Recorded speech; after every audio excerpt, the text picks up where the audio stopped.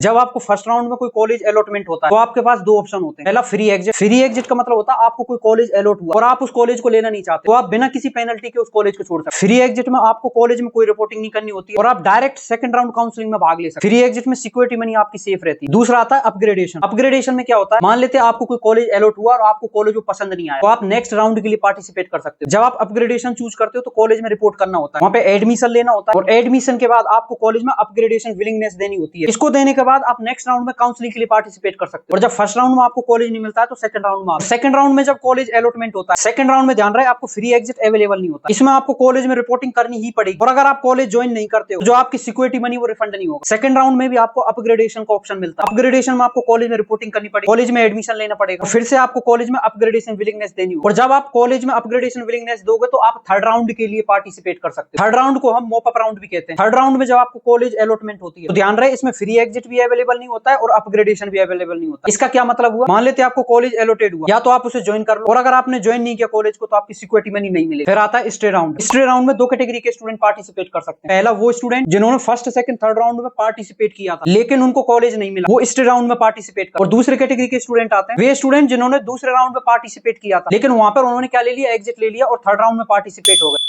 और उनको college allot नहीं हुआ। वो स्टूडेंट स्टे राउंड में पार्टिसिपेट कर सकते हैं।